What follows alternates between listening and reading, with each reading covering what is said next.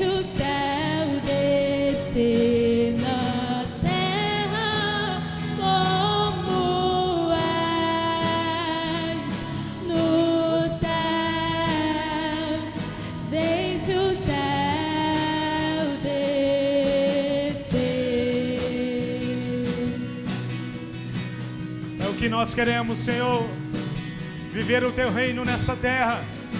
Sermos um para que o mundo reconheça quem é Jesus, Pai.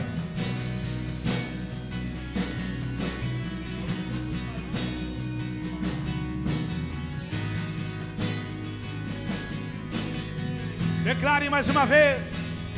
Pai nosso no céu,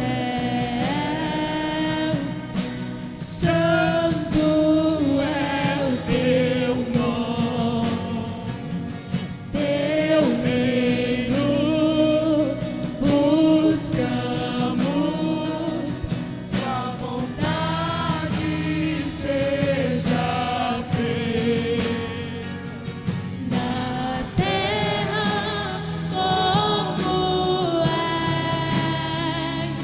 nos céus. Deixa o céu descer na terra como és nos céus. Deixa o céu descer. Sim, Jesus. Deixa o céu descer. Deixa o céu descer.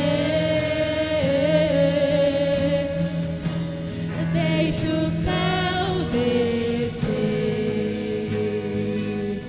Oh, deixa o céu descer. Deixa o céu descer. Deixa o céu descer. Deixa o céu descer.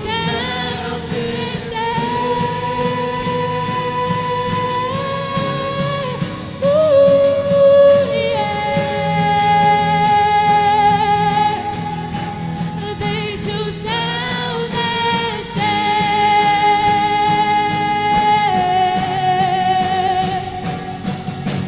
Teu é o reino, teu o poder é tua, é agora pra sempre. Amém. Teu é o reino, teu é o poder e tua, é agora pra sempre. Amém. Teu é o reino, teu o poder e tua, é agora pra sempre. Amém. Teu é o reino, teu o poder e tua, é agora pra sempre. Amém. Visitantes, amigos conosco, que bom, bem-vindos mais uma vez. Vamos abrir as nossas Bíblias? Vamos lá, qual é o texto que estamos refletindo, meditando esses dias? Qual é o texto? Vamos lá para a primeira carta de Paulo aos Coríntios, capítulo 15, verso 58. Como sempre, vamos começar a partir do verso 55. Esta é a terceira noite que estamos pensando em partes deste texto. Primeira carta de Paulo aos Coríntios, capítulo 15, verso 58. Temos alguns textos de referência que estaremos nos apoiando nesta noite. Verso 55. Onde está, ó morte, a tua vitória? Onde está, ó morte, o teu aguilhão?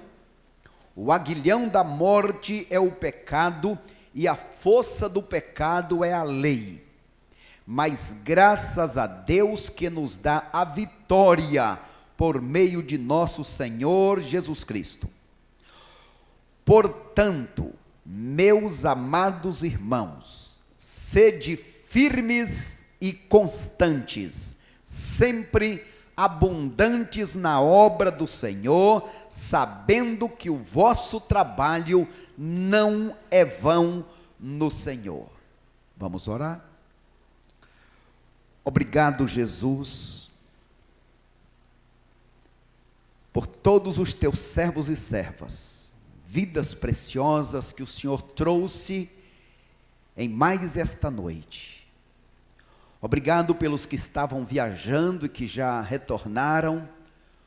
Obrigado por alguns que ainda vão começar um período de férias. Obrigado, Jesus, por tudo que já tem acontecido. Nós louvamos o teu nome. E mais uma vez, ó Deus, eu me submeto ao teu Santo Espírito, me curvo diante da tua presença, pois desejo ser um instrumento do Senhor. Desejo ser um vaso de bênção. Que nesta noite o Senhor tenha misericórdia da minha vida e da vida de cada um dos meus irmãos. Que o Senhor fale conosco, pois estamos orando, Pai, no teu nome, orando para a tua honra e glória. Amém, Senhor. Amém. Todos mantenham as suas Bíblias abertas. Firme, constante e resgatando outros. Na primeira semana pensamos sobre o que é ser firme. Na segunda, sobre o que é constante. E hoje vamos dar ênfase para o resgatando outros. Na mensagem desta noite queremos fazer referência a dois textos. O primeiro, que está escrito lá em 2 Reis, capítulo 4, versos 38 ao 41, quando o servo de Deus Eliseu estava chegando para uma visita a um seminário teológico daquela época.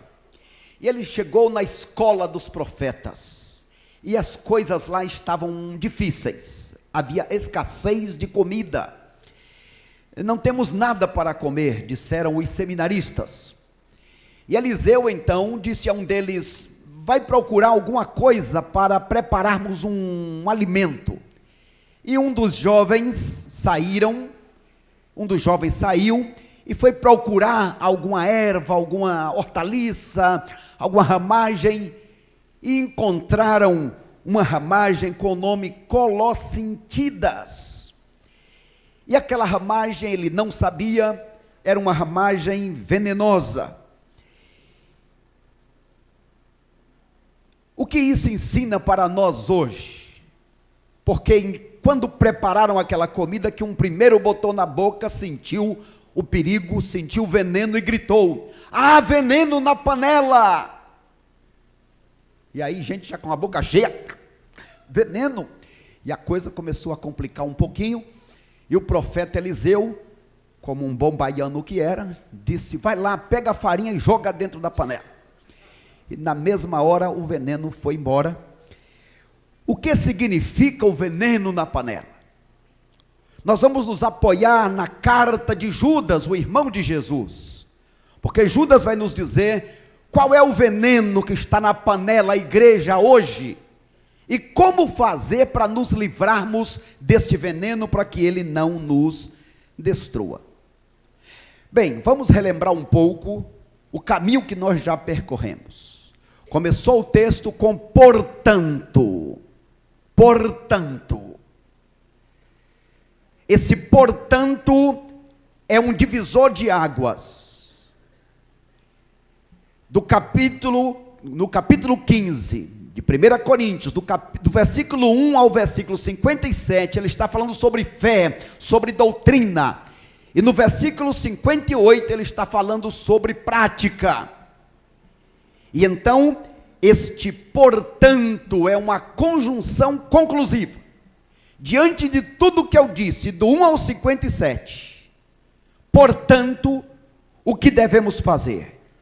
Devemos agir com firmeza, com constância e abundando. Ou seja, é a fé e a prática. Não é a fé versus prática, não é doutrina versus coerência, é coerência, é prática.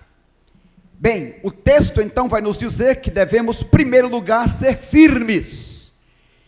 E vimos que ser firmes, a palavra edários, é ser inabalável. E este ser firme está firmado na convicção, no que é que nós cremos. Como dissemos, é a parte doutrinária. E gente que é firme, é gente que é inabalável. Gente que não fica se movendo para lá e para cá. Gente que permanece na caminhada independente do que aconteça. É pessoa que tem propósito e por causa desse propósito está disposta a gastar a vida, está disposta a gastar os recursos para alcançar o propósito, a visão. Ele permanece uma pessoa firme, portanto é firme na doutrina. Que doutrina é esta? Ele está falando da doutrina da ressurreição, ou seja, se você fracassar nesta doutrina, ou descrer, duvidar desta doutrina, então você está perdido, não tem cristianismo. Eu creio que ele ressuscitou, e creio que eu também vou ressuscitar. Se tirar ele ressuscitou e eu vou ressuscitar, somos os mais miseráveis de todos. Não existe ressurreição, Jesus está morto, não tem perdão de pecados, não tem cristianismo. Portanto, eu devo crer na ressurreição, porque ela é um fato histórico do passado, mas também é a doutrina central do cristianismo, e é ainda a esperança bendita de que um dia eu também ressuscitarei. Mas não basta apenas ser firme, é preciso ser constante. E o que significa ser constante? O que significa ser constante? A palavra ametaknetos, ser inabalável, é alguém que era firme antes, passou 1 ano, 2, 3, 10, e ele continua firme até hoje. Ontem conversei com um jovem de uns 21 anos, que disse: me batizei, me converti aos 14, estou há 6 anos fora da igreja. E eu disse para ele: que coisa, rapaz, eu também me converti aos 14 anos, se batizado aos 14 anos, hoje eu estou com 53, ele é mesmo aí, mas quantas vezes você se afastou? Não se afastou, não se desviou nenhuma vez? Não. Enquanto para mim o se desviar estava fora de cogitação, para ele o permanecer firme durante tanto tempo parecia também uma coisa fora do comum. Assim como ele me disse: eu tive o meu primeiro filho, está com 3 anos, estou vivendo no meu 2º casamento. Eu disse: também me casei aos 20 anos. Estou com 32 anos de casado, mas com a mesma mulher? Eu falei: claro, como poderia ser outra? Amém, irmã Ritinha? É ser constante. E aí, quando pensamos em ser constante, é alguém inabalável. Esta pessoa constante é uma pessoa que, independente do que aconteça, ela permanece. Ou seja, é alguém que crê, que está firme, mas que pratica, é o ser constante.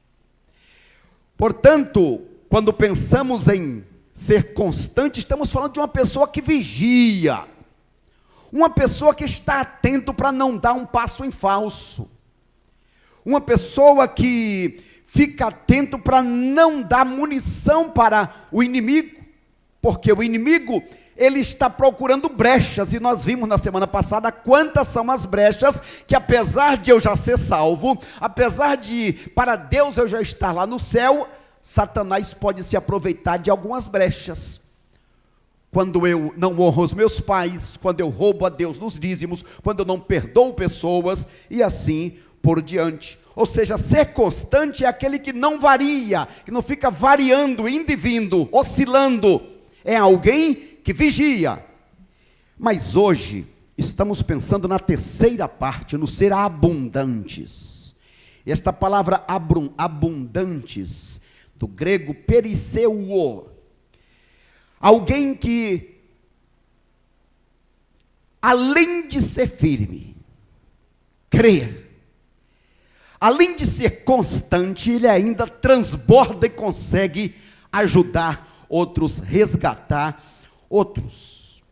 Portanto, nesta noite, quando pensamos em ser constantes, estamos pensando em alguém que excede um número previsto, alguém que vai além de certo número ou medida. É um litro cheio e transborda, é uma medida cheia e transborda. O que significa isso? É fazer mais do que é acordado, é ir além do combinado, é superar as expectativas. É aquele que é abundante, não cessa. O que é abundante, não acaba. Sobra e ainda ajuda outros. Nesta noite, esse é o desafio para todos nós. Então, como ser abundante, isto é, como permanecer firme, constante e ainda transbordar, e ainda ajudar outros, como resgatar outros. Agora, queridos irmãos, quando nós pensamos em como resgatar outros, a pergunta é, por quê? Porque na verdade, como servos de Deus, eu preciso destas três coisas: crer, estar firme, estar constante e abundante. Bem, então você foi resgatado, você foi alcançado pelo Senhor. Fala para o irmão do lado aí, você foi resgatado? Agora a resposta, é hora de resgatar outros. Fala para ele, é hora de resgatar outros. Agora, nesta noite, eu quero convidar os irmãos para pensarmos, em primeiro lugar, por que resgatar outros? Por que eu deveria me importar em resgatar outras pessoas?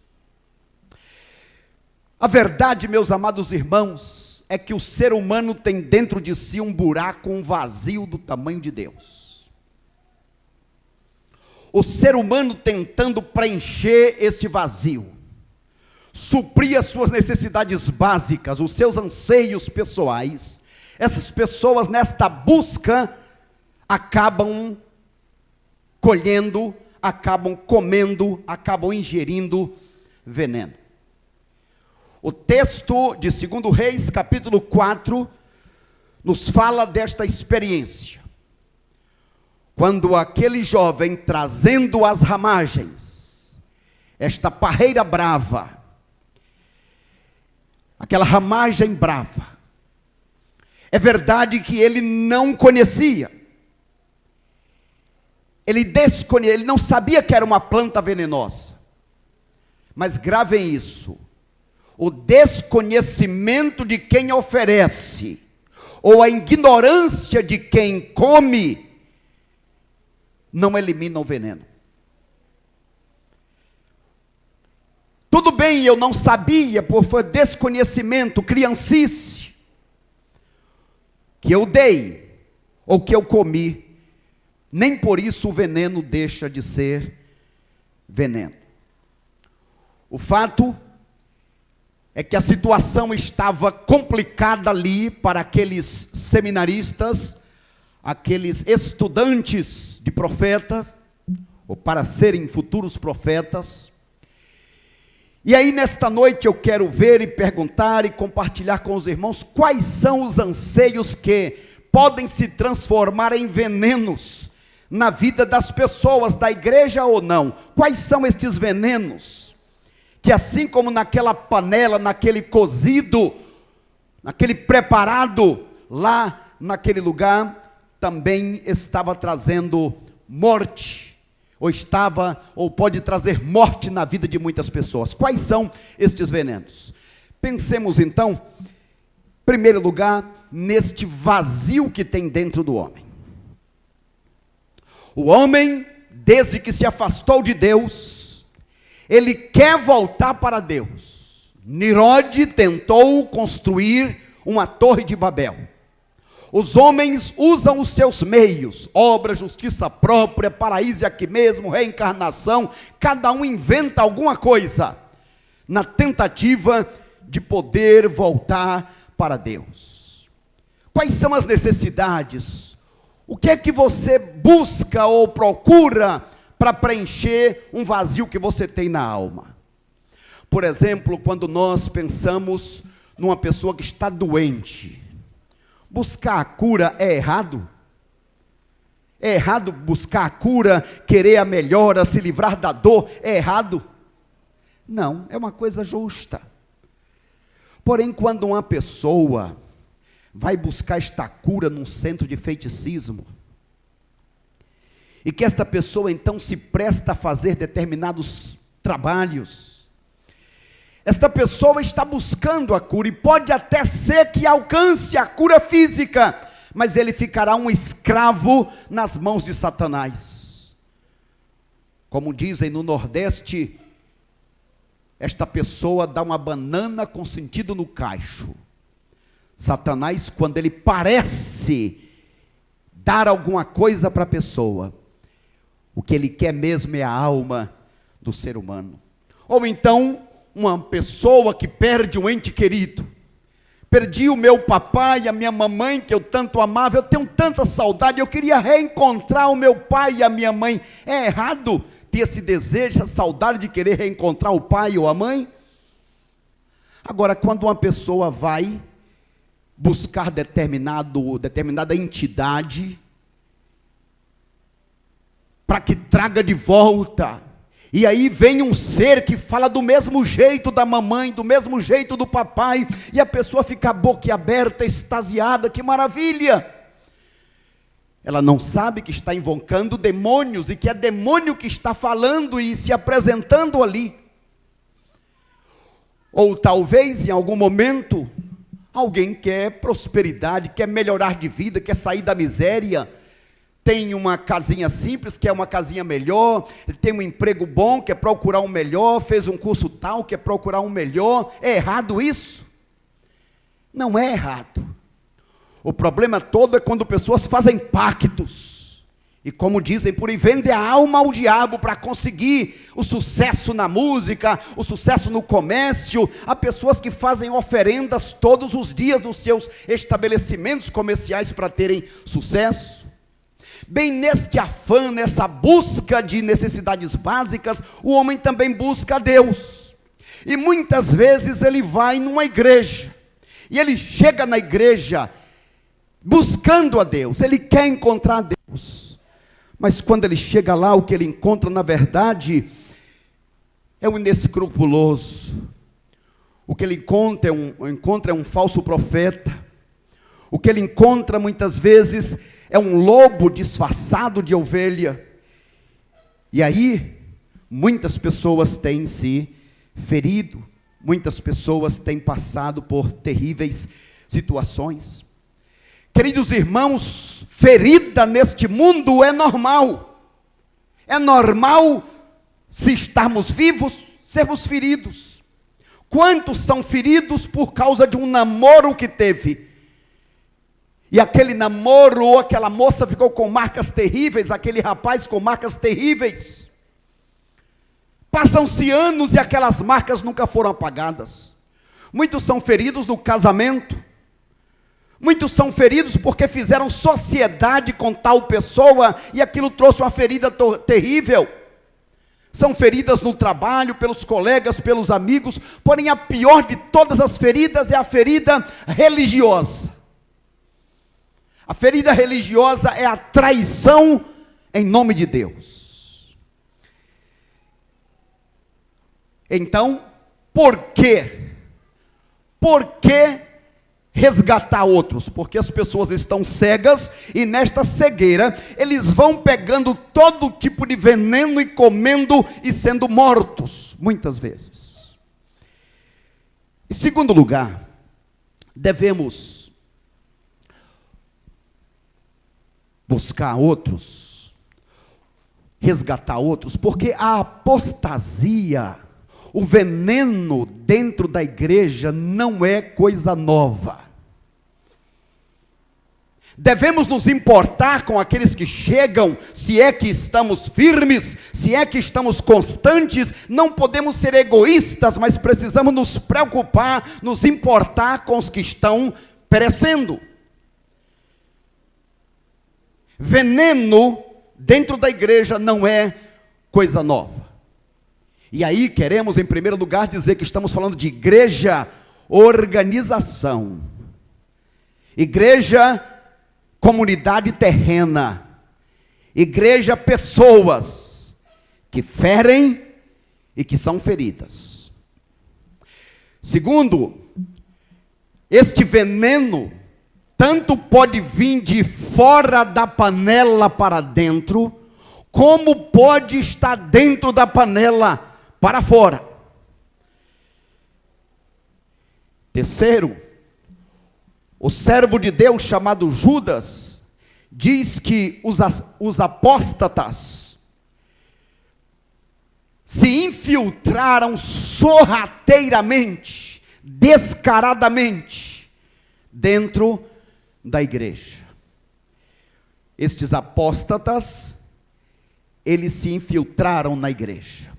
E aí, em primeiro lugar, nós vamos ver aqui em Judas, eu peço que você abra a sua Bíblia aí na carta de Judas. Naturalmente, este Judas não é o Judas Iscariotes, este é o Judas, irmão de Jesus, que não era convertido ainda, mas que quando Jesus ressuscitou, ele viu Jesus, ele se converteu e se transformou numa grande bênção no reino de Deus, assim como seu irmão Tiago.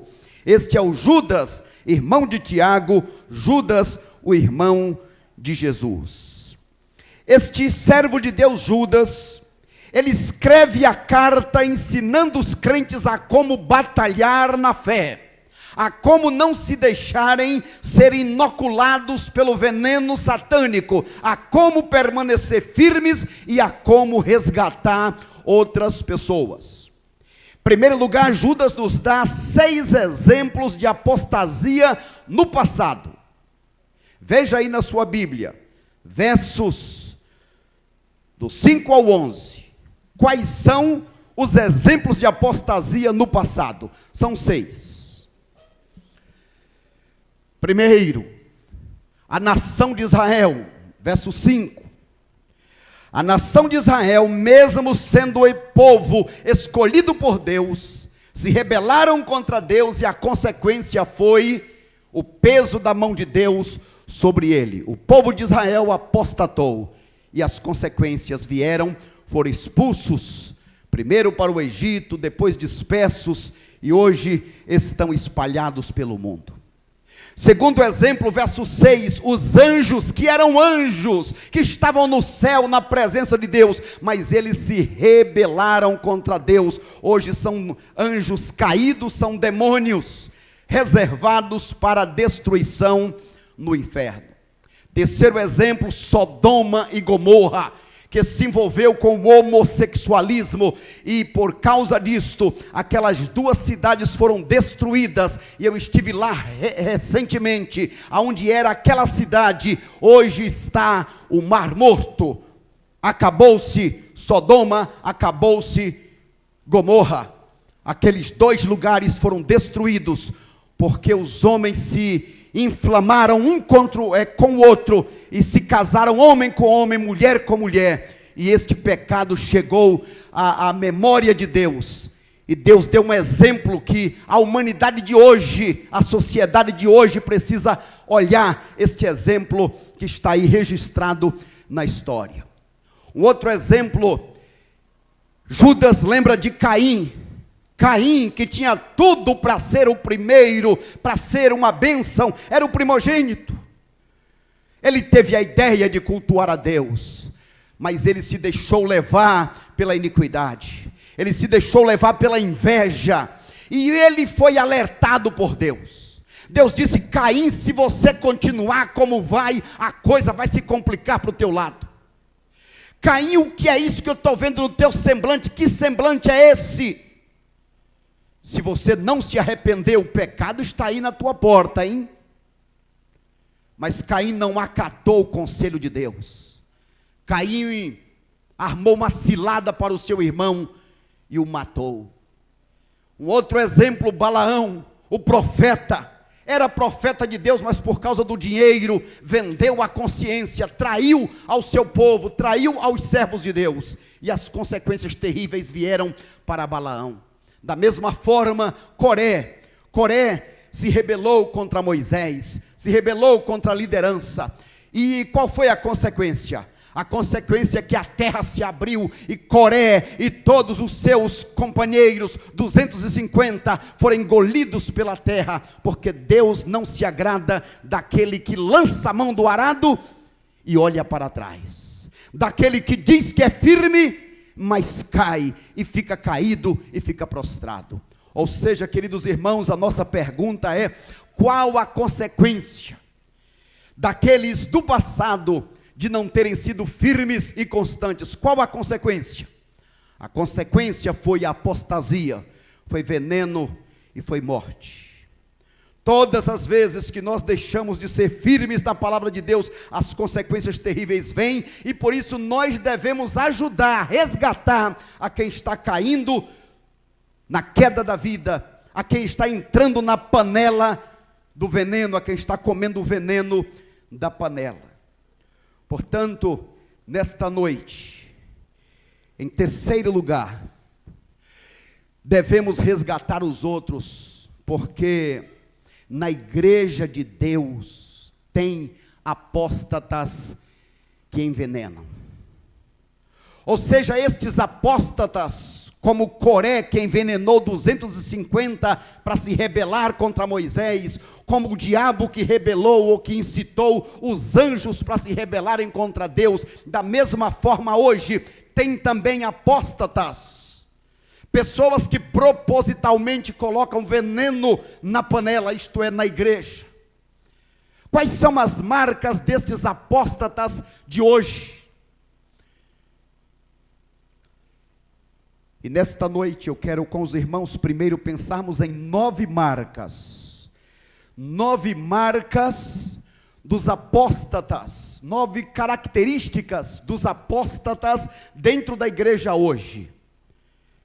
E depois nós veremos 10 marcas de igrejas que envenenam. Quais são as igrejas que envenenam hoje? O que é que pode envenenar nas igrejas hoje? Qual é o tipo de veneno que hoje pode envenenar pessoas dentro das igrejas? Veremos. Inicialmente, vamos ver as 9 características que Judas destaca, elenca, dos falsos profetas, dos apóstatas, que tinham no passado, mas que ainda existem hoje.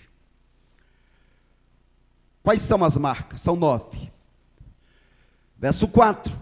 Transformam a graça de Deus em licença para pecar. É verdade que hoje o sangue de Jesus me lava, eu não preciso mais guardar a lei para ser salvo. Mas uma vez que eu sou salvo, eu agora preciso viver em santidade, respeitar a Deus, e não viver ao Deus dará, fazer o que der na telha, porque agora Deus perdoa o pecado. Não, de forma nenhuma.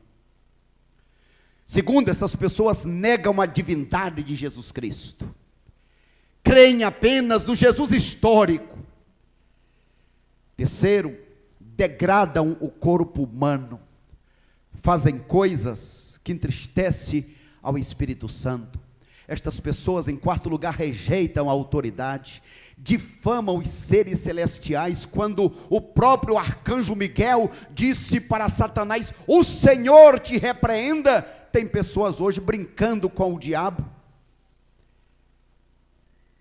O que devemos respeitar ao diabo? Não, mas devemos saber que ele é espírito, e que nós somos humanos, e que na nossa força humana não podemos. Então o que temos que fazer? Assim como o anjo Miguel disse, no nome do Senhor, nós dizemos no nome de Jesus. A minha força não é porque eu sou forte, porque eu jejuo, porque eu leio a Bíblia, porque eu tenho um título de pastor. O meu segredo é depender de Jesus. Em Cristo sim, eu sou mais que vencedor. Em Cristo sim, tenho autoridade sobre os demônios, por causa de Cristo. Sexto, degenera seus participantes em brutos. 7, torna seus participantes descobridores de defeitos. São pessoas que olham para apontar erros. 8, adula outros, visando proveito próprio. Dizem coisas que as pessoas querem ouvir. Não falam a verdade para não contrariar, para que pessoas não deixem a igreja. E 9, escarnece e promove divisões. Seus participantes seguem seus próprios instintos perversos, que são totalmente destituídos de Deus. O caso deles é: eu quero, é aqui e agora, o Senhor tem que me dar.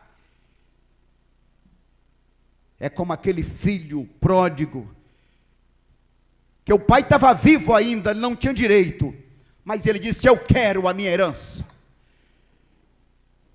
É como os que hoje querem obrigar a Deus, como se Deus fosse seu servo, para fazer ou deixar de fazer o que eles querem. Mas quais são, meus irmãos, as 10 marcas de uma igreja que tende a ferir pessoas? Quais são as marcas, as características de igrejas que ferem pessoas? Pessoas estas que estão por aí, que precisam ser resgatadas. Quais são as marcas? A primeira marca é o autoritarismo. São líderes que estão ou que se colocam em posição inquestionável. São pessoas que gostam de títulos. São pessoas que se declaram e que agem como intocáveis. E o que o texto que eles mais citam é: não levante a sua mão contra o ungido do Senhor. Estes tais são marcados pela ganância, pelo poder político, pela glória dos homens. Igrejas que têm líderes, pastores ou liderança autoritária, é uma igreja que tende a ferir pessoas mais cedo ou mais tarde. Segundo, o exclusivismo. Igrejas que dizem: eu tenho a revelação. Eu sou a única igreja, nós somos a única igreja que recebeu a revelação de Deus. E eles dizem: a bênção está aqui, Deus opera aqui, e se alguém quiser a bênção tem que vir para aqui. E a outra igreja? Esta igreja não tem visão, esta igreja não tem a bênção. São igrejas exclusivistas. Terceiro, são igrejas que valorizam experiências subjetivas. As visões, os anjos, as revelações, o místico.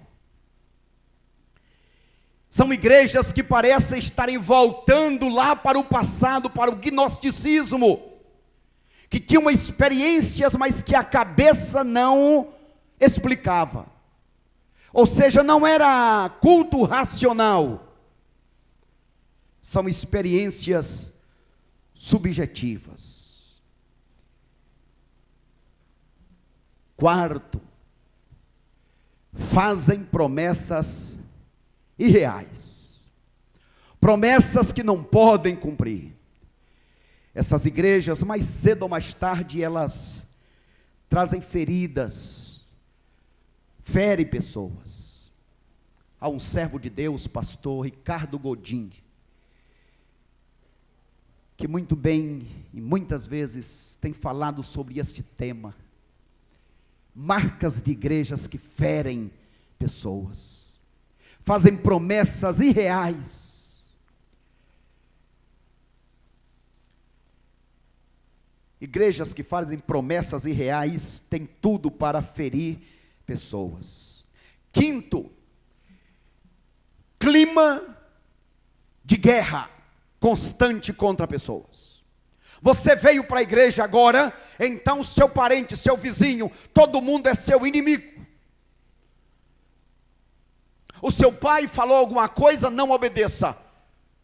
Não obedeço, Pai, porque o meu pastor, o meu apóstolo, o meu líder falou, e eu agora tenho que obedecer o que ele diz, o que ele ensina.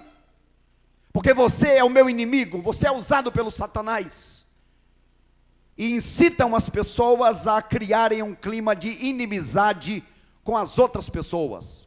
As outras pessoas deixam de ser o alvo do amor de Deus. As outras pessoas deixam de ser também abençoadas por Deus, porque Deus dá a chuva e o sol para todos, e Jesus nos ensinou a orar pelos que nos perseguem, e a fazer de tudo para ganhar aqueles que se dizem nossos inimigos. Sexto, gostam de práticas secretas. Igrejas que ferem, não é tudo aberto assim. Numa igreja batista você pode vir qualquer dia, qualquer hora, se é uma assembleia, seja o que for. A igreja, assim como a vida de cada crente, é um livro aberto, não tem nada em segredo. Não, desta reunião não podem participar. Eu pessoalmente já fui colocado para fora, com toda a minha família, em uma reunião que ia ter em tal igreja. O senhor é deste ministério? Não, porque a esposa disse, olha, eles estão dizendo para a gente sair. Eu falei, não, estão dizendo se alguém não é crente, eu sou servo de Deus, vou ficar aqui participar. Mas ela tinha entendido melhor do que eu. Continuei ali, alguém veio, o senhor é deste ministério? Se não, por favor, senhor, família, pode sair. E foram nos acompanhando até a porta, e quando chegou na porta, bateram a porta. Estou falando de uma dessas igrejas conhecidas, principais, evangélicas. Reuniões secretas, isso é coisa dos mormons, coisa da Rosa Cruz, é coisa da maçonaria. Igrejas que têm estas práticas tendem a ferir pessoas. Sétimo, igreja que fere pessoas, são igrejas que dão uma grande ênfase ao ocultismo, uma grande ênfase ao diabo, tudo é o diabo. Deu um problema no som, muitas vezes falta de cuidado, é o diabo. Isso faz com que pessoas não tenham responsabilidade. Ou seja, as pessoas não precisam se arrepender, as pessoas precisam ser libertas, porque o errado, o culpado é sempre o diabo. O diabo tem a sua culpa, porém o ser humano não pode abrir mão da sua responsabilidade. Deus cobra a responsabilidade de cada um de nós.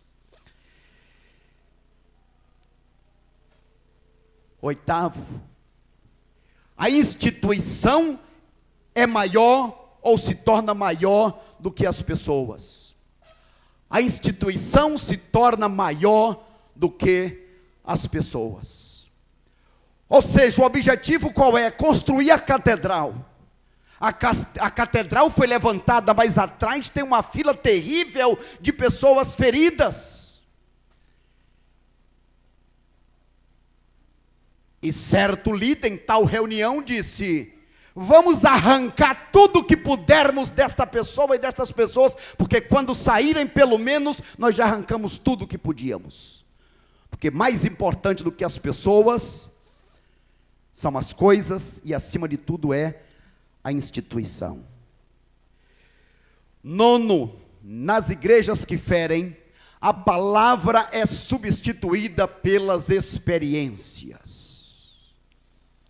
Mas esta experiência tem fundamento bíblico? Não. Mas Deus falou comigo, Deus me deu a visão. A palavra é substituída por experiências. E a 10ª marca deste tipo de igreja é: se um dia a pessoa precisar sair dela, só sairá debaixo de maldição. Estas são algumas marcas de igrejas que estão em nosso Brasil e que precisamos ter cuidado para não ser as nossas práticas.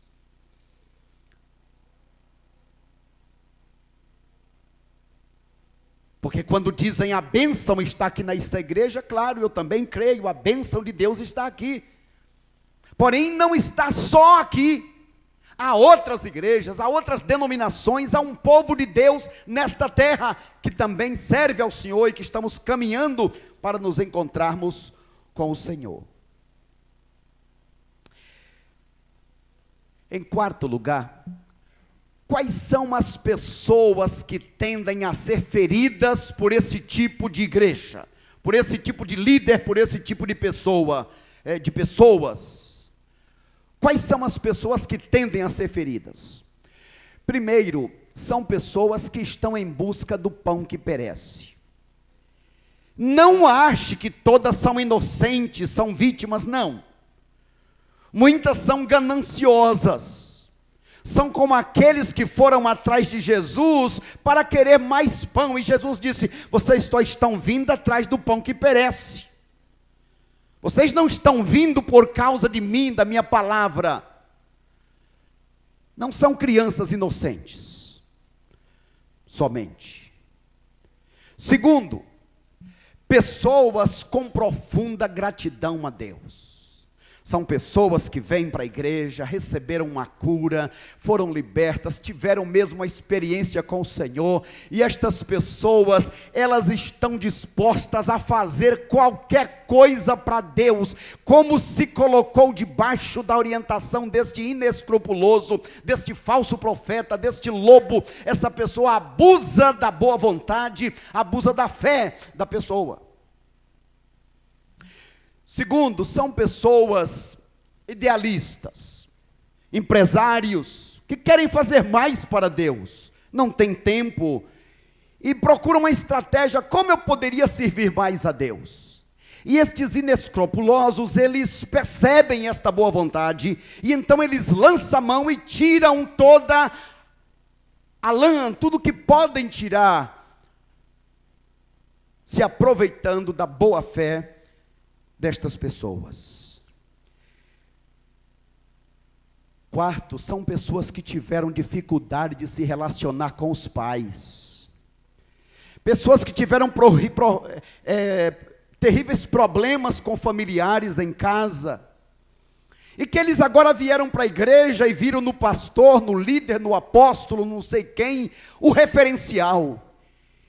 E eles dizem: sim, este é o meu verdadeiro pai que eu não tive, a minha verdadeira mãe que eu não tive, então eu por eles faço qualquer coisa. E estes tais se aproveitam. E estas são pessoas que tendem a serem feridas muitas vezes. Agora a nossa pergunta nesta noite é: o que fazer? Primeiro, para não se deixar envenenar. E segundo, para fugir da apostasia. O que fazer para não se transformar também num apóstata, em alguém que deixa a palavra? O que fazer? Judas nos dá 3 conselhos, versículos 20 ao 23. Veja aí do versículo 20 ao 23. Quais são esses 3 conselhos de Judas? Primeiro conselho: os crentes, servos de Deus, vocês devem edificar-se na palavra de Deus. Vocês devem procurar construir a vida de vocês em cima do exemplo da palavra de Cristo. Ele é o pão da vida. Ele é o nosso exemplo, a nossa referência. Em primeiro lugar, vocês precisam se edificar.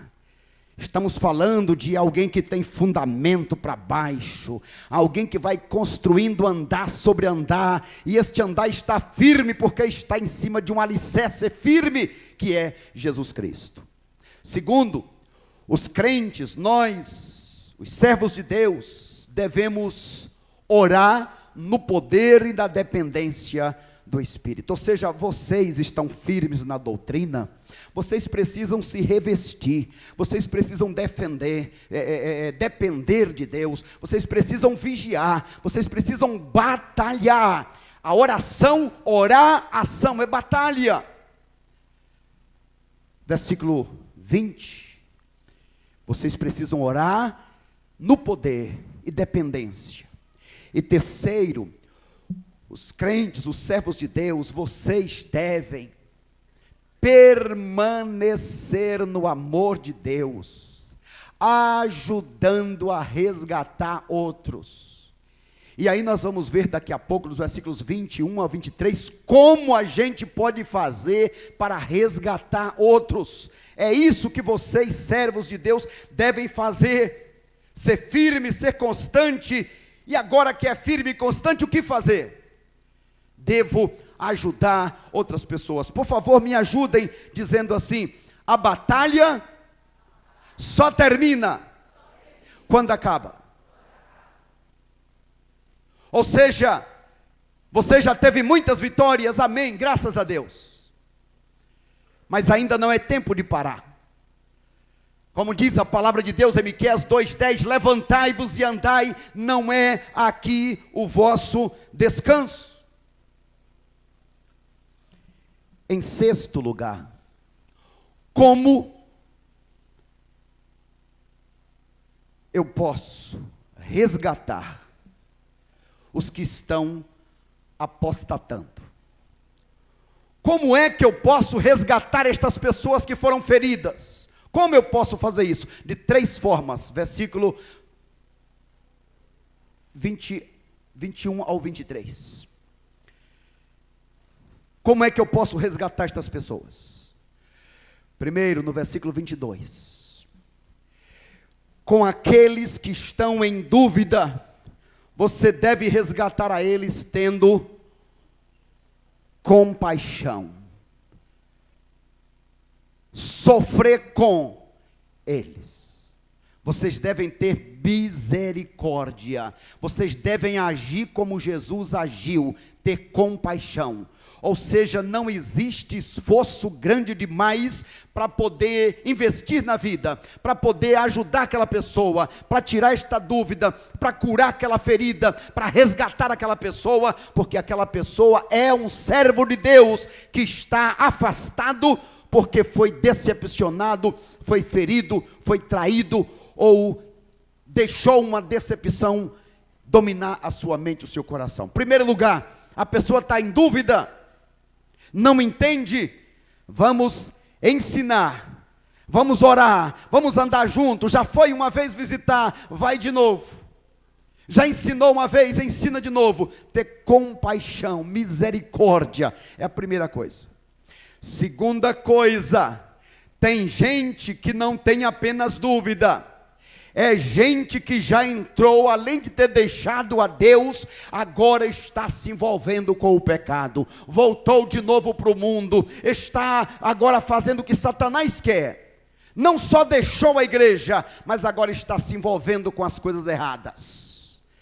Como é que a gente resgata estes? Como quem está tirando um tição da fogueira.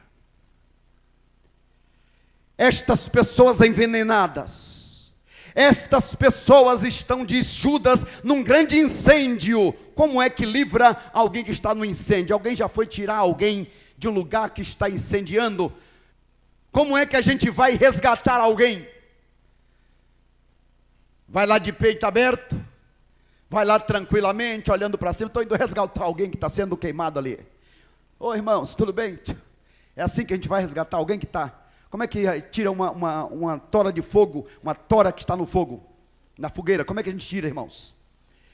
Judas diz, olha, é como quem está tirando um tição de fogo. Tenta tirar essa pessoa, quer dizer, está lá na prostituição, não vai lá e fica sentado com ele. Que coisa, você está aqui, rapaz, não sei o quê, olha aí, está gostando? Ah, bom, ok. A gente tem que aproveitar, né? Agora, não é só isso não, tem que voltar para Deus um dia, mas enquanto isso, que bom. É isso, irmãos. Judas está dizendo, não, quer resgatar, você vai lá e sai de lá, não fica lá no antro não, junto com ele não.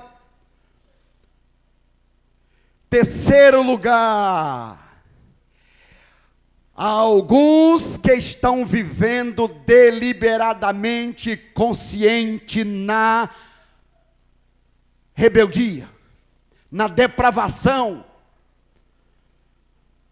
como aquele que disse para mim, sim, eu sei que eu estou errado, Eu sei que se eu continuar eu vou para o inferno, eu sei de tudo isso, mas eu posso. Você me permite escolher, eu posso ser feliz?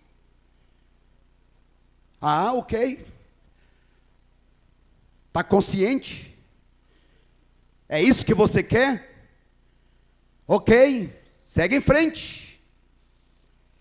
Desses, diz Judas, repugne até a roupa manchada dele, não encosta não. Porque assim como veio o fogo, como veio o abrir da terra para os seguidores de Coré, essa pessoa está num terreno escorregadio, sai de perto dele. Ou seja, ama a pessoa, mas não fica passando a mão pela cabeça do pecado. Com estes tais você tem que repugnar, você não pode compactuar com eles. Estamos chegando ao final, e eu quero chegar ao final dizendo: quer curar a sua ferida, quer se livrar das feridas, da panela, do veneno? Em primeiro lugar, coloque farinha na panela. Foi isso que o profeta Eliseu mandou fazer. Que farinha é essa, meus irmãos? O símbolo do pão da vida, Jesus Cristo. Queridos irmãos, nós sabemos que heresia não é só seguir o erro. Heresia também é exagerar a verdade. Quando se fala, por exemplo, de religiosidade, quando se fala de libertação espiritual, sim, cremos, é o que a palavra de Deus diz, mas quando eu coloco toda a culpa no diabo, eu tiro a minha responsabilidade. Que Jesus cura, é claro, mas marcar o dia, a hora, o como ele tem que fazer, que eu devo cooperar, investir, contribuir no reino de Deus, é claro, mas abusar da fé das pessoas, é o exagero da doutrina que é boa. Coloque Jesus, assim como aqueles que estavam perecendo no deserto, porque foram mordidos pelas serpentes abrasadoras. Deus disse para Moisés: constrói uma serpente de metal, e todos que olharem para a serpente ficarão curados. E Jesus então foi dizer: assim como a serpente foi levantada no deserto e curou, eu, o Filho do Homem, serei levantado da terra. João capítulo 3, verso 15. Eu serei levantado. Jesus é a cura, Ele é o alimento. Portanto, nós como servos de Deus, devemos valorizar a palavra de Deus. Devemos valorizar pessoas que têm compromisso com Deus e com a sua palavra. Não saia por aí correndo atrás de qualquer vento, de qualquer doutrina. Examine o espírito. Busque pessoas comprometidas com Deus e com a palavra de Deus. Examinai os espíritos. E aí, seja firme, seja constante e resgate outros no poder e na força que vem do Senhor. Porque quando tudo terminar, quando tudo passar, é diante dele que nós estaremos. Que Deus nos ajude. Amém?